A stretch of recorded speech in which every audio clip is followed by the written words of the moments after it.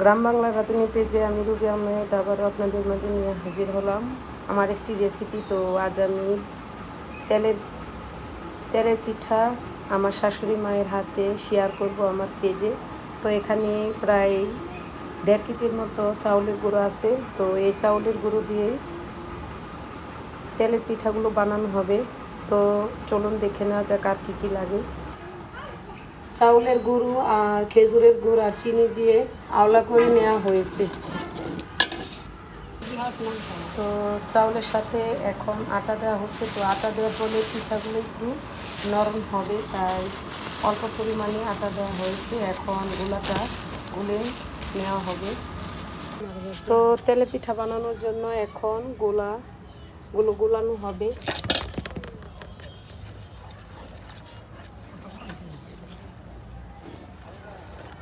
তো এভাবে অল্প অল্প গুঁড়ি দিয়ে তারপর গোলাগুলো গোলানো হবে।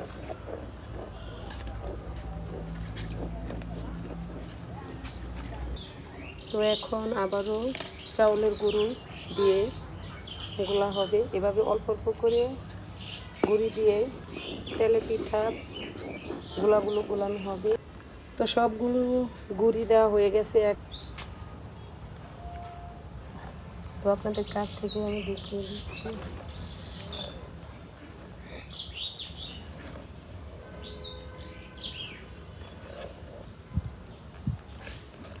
এখন অল্প অল্প পানি দিয়ে তেলে পিঠা বানানোর জন্য গোলানো হচ্ছে।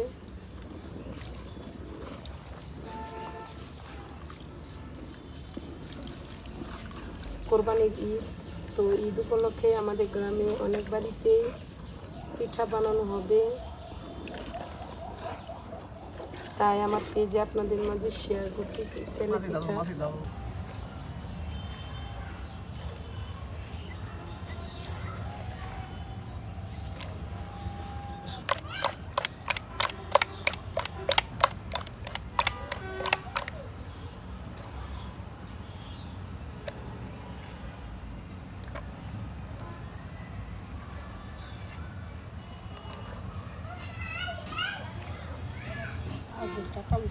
তো পিঠা বানানোর জন্য গোলা প্রায় শেষ। তো আপনাদের একটু ঘনত্বটা একটু দেখিয়ে দিচ্ছি। তো এখন পিঠা বানানো হবে। পিঠা বানানোর জন্য মাটির চুলায় জাল ধরানো চলছে। তো মাটির চুলায় পিঠাগুলো বানানো হবে, তাই আগুন ধরানো হচ্ছে মাটির চুলায়।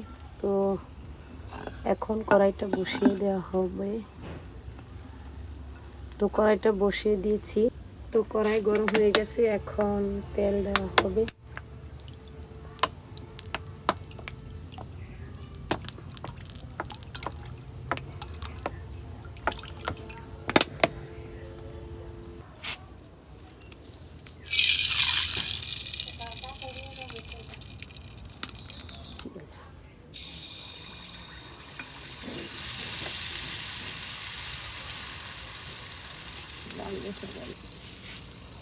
তো প্রথম পিঠা দেওয়া হলো কড়াইতে।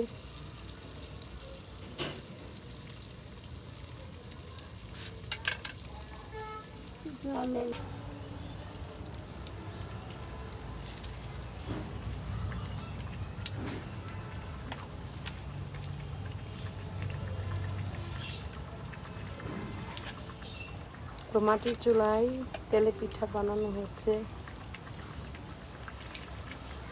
মাশাআল্লাহ, অনেক সুন্দর একটা পিঠা।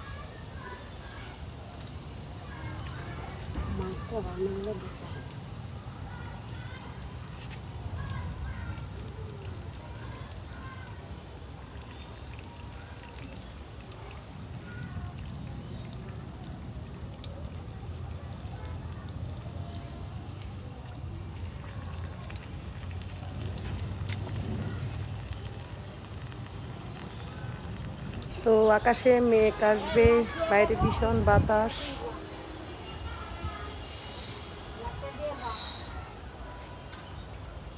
তো আবারও একটা পিঠা দেওয়া হচ্ছে।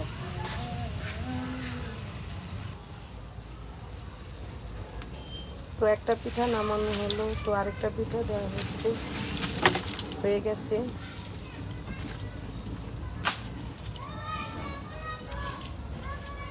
মাশাআল্লাহ, অনেক ফুলকো একটা তেলের পিঠা।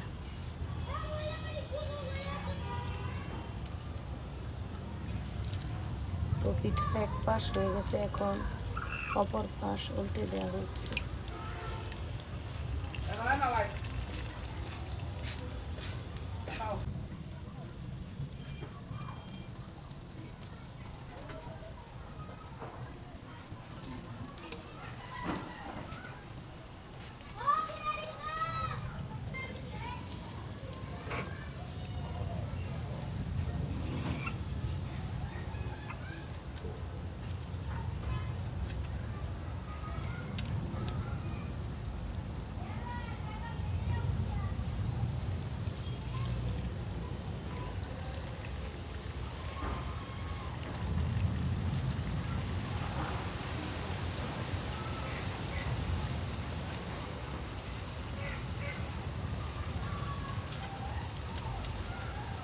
তো পিঠাটা হয়ে গেছে, এখন আবারও নামিয়ে হচ্ছে।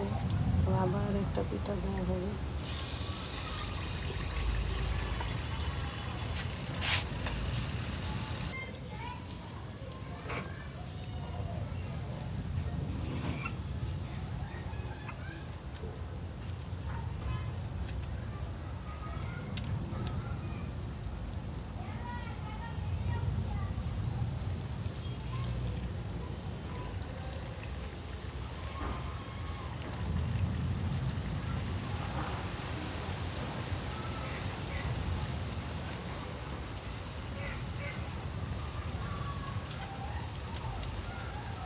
তো পিঠাটা হয়ে গেছে, এখন আবারও নামিয়ে নেওয়া হচ্ছে।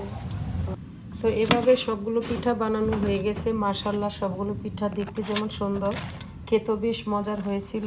তো আমি আপনাদের একটা পিঠা বানিয়ে দেখিয়ে দিচ্ছি পিঠাগুলো কেমন হয়েছে। তো সবগুলো পিঠা বেশ সুন্দর হয়েছিল, আর ভিতরে একদম সফট আর নরম হয়েছিল। তো আবারও নতুন কোনো রেসিপি নিয়ে আপনাদের মাঝে হাজির হব। ততক্ষণ আপনারা সবাই সুস্থ থাকুন, ভালো থাকুন। আল্লাহ হাফিজ।